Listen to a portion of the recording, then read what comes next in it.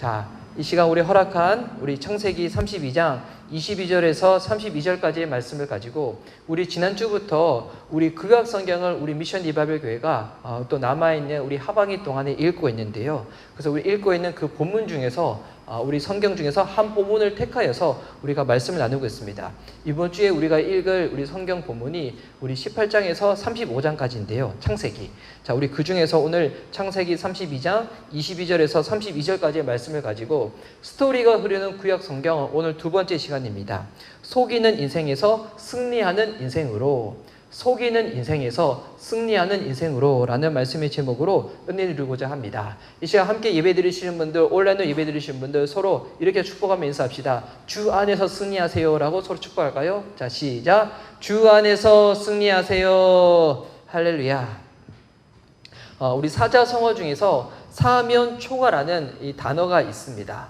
중국의 초나라 시대 때 있었던 이야기를 가지고 만드는 이 고사성어, 사자성어인데요. 적에게 둘러싸여 가지고 누구의 도움도 받을 수 없는 고립된 상태, 그것을 뜻하는 이 고사성어, 사자성어가 사면초가입니다. 오늘 본문에 나오는 지금 야곱의 상황이 어떤 상황인가? 지금 사면초가에 놓여 있는 상황입니다. 이번 야곱이 그의 외삼촌이었던 라반, 그리고 그가 나중에는 이 장인 어른이 되었죠. 라반의 집에서 무려 20년 동안 일하는 그 시간을 보내게 됩니다. 처음에 이 외삼촌 라반의 집에 갔었을 때 이 야곱이 라헬을 사랑했는데, 그러니까 라헬과 결혼하려면 이 라반이 요구를 했거든요. 7년 동안 열심히 일하라고. 그래서 7년 동안 열심히 일하고 난 다음에 이제 그날 밤 이 라헬과 이제 잠을 청할 때 그때 보니까 라헬이 들어왔던 것이 아니라 라헬의 언니였던 레아가 들어왔었죠.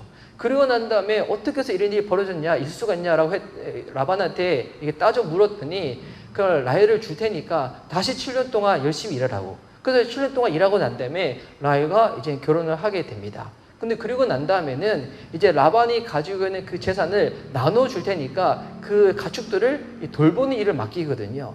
그래서 6년 동안 열심히 그 가축을 돌보는데, 근데 실상 라반은 야곱한테 그의 품삯을 많이 주질 않았습니다. 그러다 보니까 야곱이 이 머리가 좋은 사람이어서 장기를 써가지고 그의 이 재산을 야금야금 이 가축들을 모아서 축적을 해놓고 있었죠. 그래서 이 라반의 집에서 20년이라는 시간을 보내고 난 다음에 이제 그 집을 어렵사리 떠나게 됩니다. 그러한 다음에도 이 장인 라반과 이 관계가 불편하고 안 좋다 보니까 결국 마지막 헤어질 때는 화친 조약을 맺거든요. 그러니까 서로 경계를 딱 지어가지고 서로의 재산과 이 부분들을 이렇게 서로 이렇게 탐하지 말자고. 그래서 어렵사리 이제 그 집에서 나왔습니다. 이제 어디로 가야 될까요?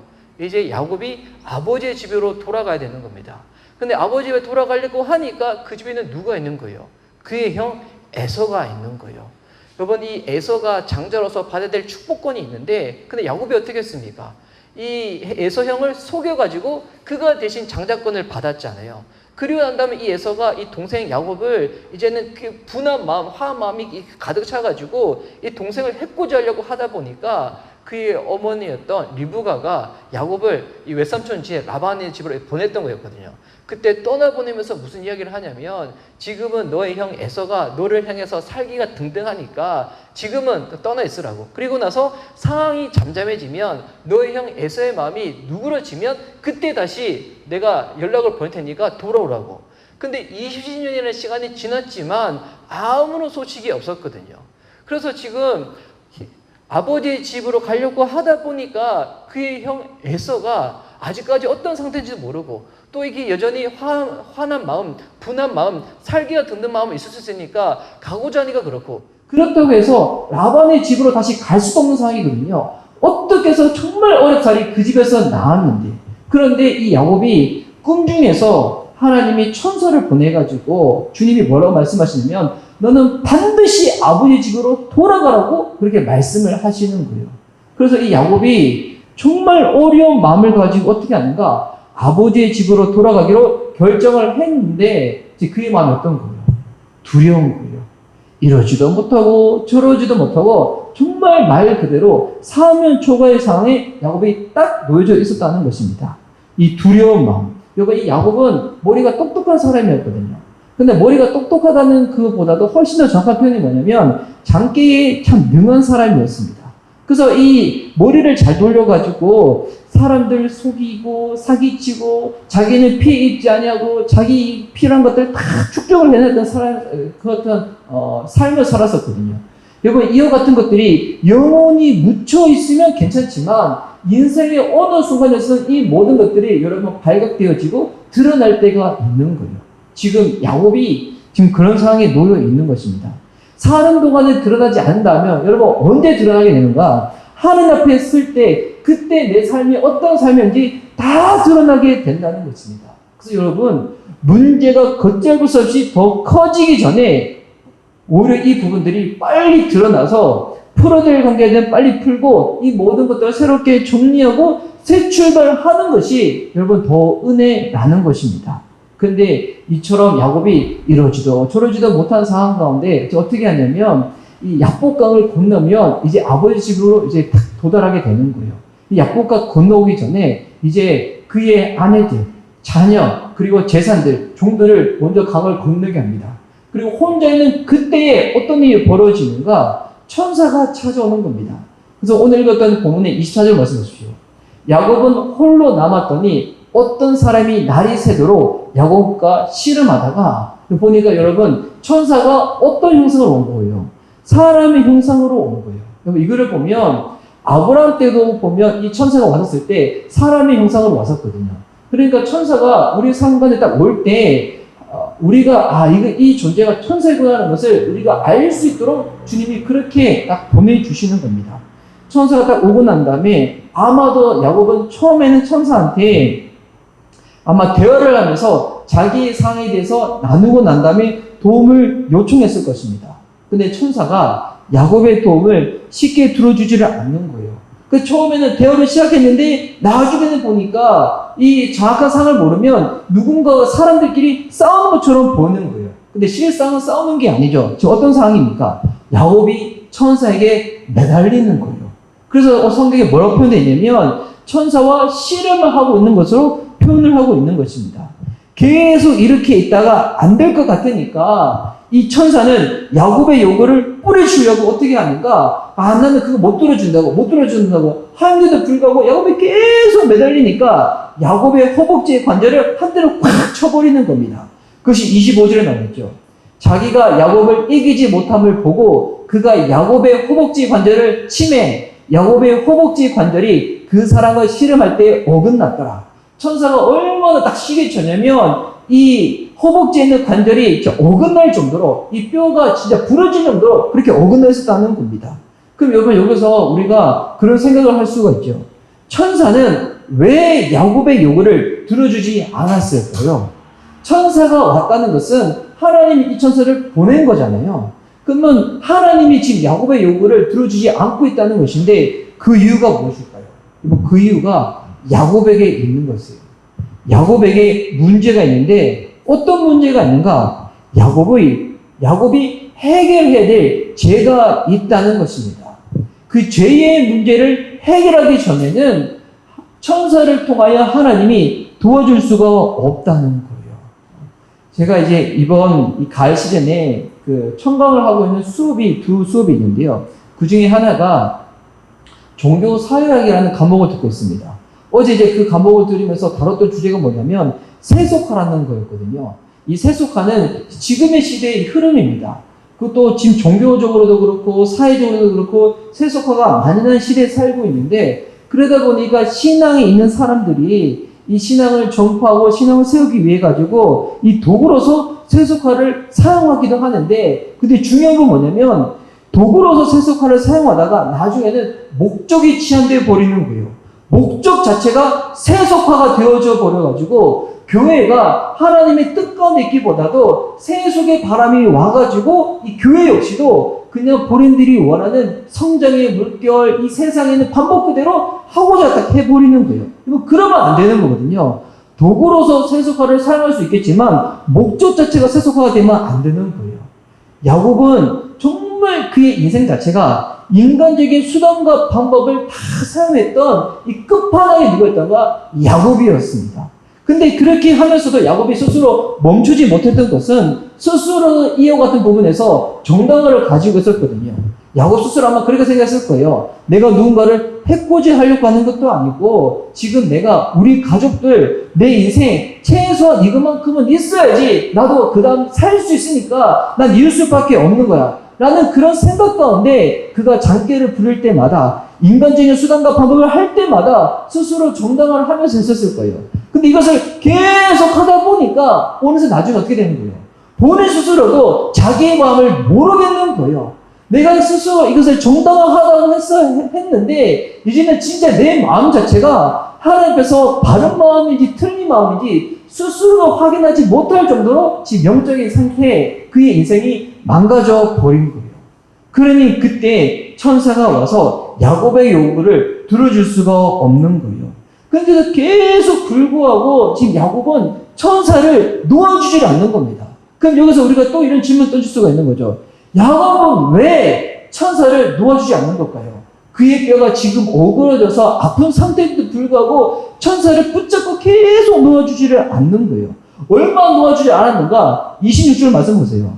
그가 이르되 날이 새려하니 지금 새벽이 되어버린 거예요. 지금 날이 꼬락 새버린 거예요. 새려하니 나로 가게 하라. 천사 요구하는 거예요. 이제 나 좀 내버려두라고. 그때 야곱이 뭐라는가? 야곱이 이르되 당신이 내게 축복하지 아니하면 가게 하지 아니하겠나이다. 여러분 이거를 보면 진짜 야곱이 진짜 뻔뻔한 사람이죠. 나를 축복하지 않으면 보내줄 수가 없다는 거예요. 여러분 이게 축복하지 않는다는 이 표현을 정확하게 이야기하면 뭐냐면 나를 제발 좀 도와달라는 거예요. 나를 제발 좀 도와달라고. 근데 야곱은 아는 거예요. 야곱이 그 인생을 사는 동안에 하나님 앞에서 정말 바른 인생, 믿음대로 그 모든 것들을 사용하지는 아니했지만 야곱은 알긴 아는 거예요. 무엇을 하는가? 내 인생 지금 하나님이 아니고서는 방법이 없다는 거예요. 야곱이 이것을 훨씬 더 빨리 알았으면 정말 좋았을 것인데 지금이라도 늦었지만 지금이라도 이 알았다는 게 그래도 그나마 괜찮은 거겠죠. 예. 그래서 야곱이 지금 천사를 놓아주지 않는 것은 야곱에게서 사는 하나님께 기도하는 것입니다. 늦었지만 지금이야 지금 깨달은 거예요. 도와달라는 거예요. 하나님 도와달라는 거예요. 하나님 아니면 나 안 된다는 거 내가 지금 깨달았으니까 내 인생 도와달라는 것입니다. 여러분 주님 앞에 나와 하나님께 매달리는 거, 주님께 기도하는 거 인간의 시각으로 봤을 때는 가장 미련해 보이는 방법 같지만 여러분 기도는 최고의 선택이고 최선의 방법인 줄 믿습니다. 여러분 우리가 하나님께 구해야지 주님께 매달려야지 여러분 우리 삶 가운데 있는 나로서는 해결할 수 없는 문제 가운데 주님의 능력이 임하는 줄 믿습니다. 사람이 생각해서 사람이 계획하면 사람이 움직이지만 사람이 기도하면 하나님이 움직이시는 줄 믿습니다. 하나님 앞에서 이런 끈질긴 태도를 여러분 보여야 되는 거예요. 이런 끈질긴 태도는 인간적인 어떤 예를 쓰라는 게 아니에요. 이와 같은 모습을 통하여 나의 절실함, 나의 믿음의 동기를 확인할 수가 있는 거예요. 야곱은 이처럼 천사를 내어주지 아니하면서 이제는 그의 인생 가운데 분명히 답이 딱 세워진 거예요. 내가 지금까지는 나의 장깨를 쓰면서 인간적인 수단과 방법을 했지만 이제 이 방법 다 내려놓고 하나님 앞에 나아가야지. 하나님이 아니고서는 내 인생 답이 없구나. 이와 같은 인생의 결론을 가지고 천사를 다 붙잡는 거예요. 그랬더니 이제는 천사가 야곱의 문제가 도대체 무엇인지 그것을 알려줍니다. 27절 말씀에 나와 있습니다. 그 사람이 그에게 이르되 천사가 묻는 거예요. 내 이름이 무엇이냐? 그가 이르되 야곱이니라. 그래서 천사가 물어보죠. 내 이름이 무엇이냐? 여러분 이 말이 이제 너는 누구냐? 라고 물어보는 거예요. 그때 야곱이 이렇게 대답합니다. 자기 이름을 대면서 나는 야곱이라고. 여러분 이것은 단순히 야곱이 자기의 이름만 이야기하는 것이 아니라 자기가 지금까지 어떤 인생을 살아왔는지 그것을 이야기하고 있는 거예요. 여러분 야곱이라는 이름의 그 뜻이 뭐냐면 야곱이 출생을 할 때 이 야곱은 형 에서의 뒤꿈치를 딱 움켜잡고 나왔다고 나와 있거든요. 이 발 뒤꿈치를 움켜잡았다. 이번 이 뜻이 뭐냐면 야곱이라는 뜻인 거예요. 그래서 이 야곱의 이름의 그 뜻이 뭐냐면 내 손으로 움켜잡고 놓아주지를 않는 거예요. 이번 야곱의 인생이 평생 이와 같았습니다. 자기의 손으로 무언가를 움켜잡으면 그거를 놓지 않으려고 사기치고 약탈치고 사람을 속이는 인생, 여러분 그것이 야곱의 인생이었거든요. 그래서 이때 천사가 이제 답을 알려주는 거예요. 지금까지도 인간적인 방법으로 움켜잡고 이것을 놓아주지 않으려고 온갖 속임수 사기를 친 인생이었지만 앞으로는 그렇게 살지 말고 어떻게 살라고 알려주는가? 27절 말씀입니다.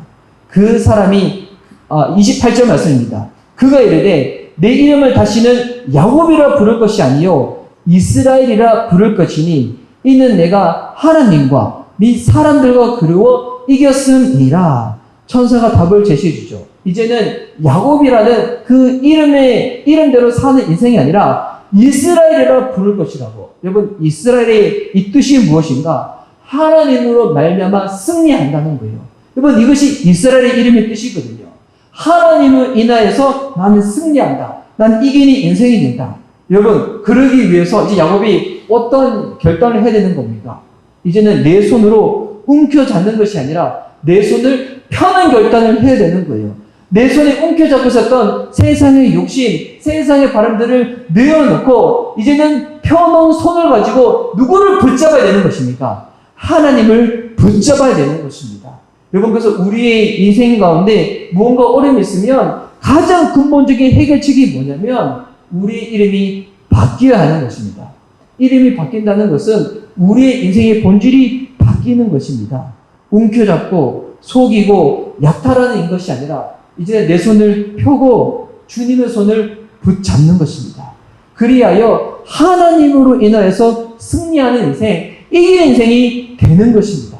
여러분 이거 경험을 하고 난 다음에 이제는 야곱이 그곳의 이름을 뭐라고 부르냐면 3절 말씀을 보니까 그러므로 야곱이 그곳의 이름을 브니엘이라 하였으니 그가 이르기를 내가 하나님과 대면하여 보았으나 내 이름이 보존되었다 함이더라. 여러분 브니엘의 이름 뜻이 뭐냐면 하나님의 얼굴이라는 뜻입니다. 다시 말해서 주님을 대면했다는 것입니다. 여러분 이게 무슨 말일까요? 최근에 TV에 나오는 이 박사님 중에서 소아정신과 이 전문의이신 이제 여자분이 계세요. 근데 그분이 워낙 이게 방송에서 이 좀 문제가 있는 가정들과 어려움이 있는 아이들에 대해서 너무나 이렇게 정말 속 시원한 해결책을 내주시니까 그분이 실제로 이렇게 운영하고 있는 병원에 그분과 한번 상담을 받아보려고 정말 대기줄이 엄청나다는 거예요. 예약 잡기가 너무 힘들다는 거예요. 그럼에도 불구하고 많은 사람들이 그 선생님을 만나려고 정말 예약을 하고 계속 기다린다는 거예요. 실제로 만나서 한 10분만 대화를 나누고 상담을 하더라도 정말 많은 사람들의 인생 가운데 정말 답을 얻고 아이가 변하고 부모가 변하고 가정이 변하는 놀라운 일이 벌어진다는 거예요. 그리고 그만큼 이제 그 선생님을 만나는 전과 만나는 후가 완전히 달라지는 거잖아요. 여러분 하나님의 얼굴을 대면했다. 주님을 만났다. 무슨 말일까요? 하나님을 만남으로 말미암아서 내 인생에 A, B, C와 A, D가 갈라지기 시작하는 겁니다. 주님을 만남으로 말미암아서 주의 얼굴을 대면함으로 말미암아서 내 인생 가운데 이제 하나님의 답이 임하는 것입니다. 야곱이 그곳의 이름을 브니엘이라고 불렀다는 것은 이제는 내 인생에 B, C와 A, D가 확연하게 쫙 갈라졌다는 거예요. 이제 내 인생의 답은 나의 전계, 나의 계획, 나의 속임수가 아니라 하나님이시다. 하나님의 방법대로, 하나님의 뜻대로 살겠노라고 야곱이 결단을 하는 것입니다. 여러분, 하나님을 인격적으로 만났다는 것은 단순히 교회를 출석하고 예배를 나오는 게 아니에요. 하나님을 인격적으로 만났다는 것은 이제는 내 방법을 내려놓는 것입니다. 하나님의 방법을 부여잡는 것입니다. 하나님이 내 인생이 정답이시다, 해답이시다, 이것으로만 나아가는 것입니다. 여러분, 그것이 무엇인가? 주님을 인격적으로 만나는 것이거든요. 이제 야곱의 인생이 바뀌는 겁니다. 지금까지는 속인 인생, 그처럼 살았지만 이제는 하나님으로 말미암아 승리하는 인생, 이기는 인생으로 그가 완전히 인생 가운데 탈바꿈되어져 나아가는 것입니다. 이번 예배를 통하여 주님을 만나시기 바랍니다. 하나님의 얼굴을 대면하시기 바랍니다. 그리할 때 우리 인생 가운데 BC와 AD가 갈라지면서 내 손에 움켜잡는 것을 놓고 이제는 펴진 손으로 주님의 손을 붙잡아서 주님으로 인하여서 승리할 수 있는 인생, 이스라엘이라 칭할 수 있는 그 같은 인생으로 주님께서 우리를 만들어주실 줄 믿습니다. 오늘 이 시간 드려질 예배를 통하여서 여러분이 신앙의 삶을 통하여 주님을 만나시고 주의 손길을 붙잡으시고 승리할 수 있는 저와 여러분 되어줄 수 있기를 예수님의 이름으로 축복하는 바입니다. 아멘.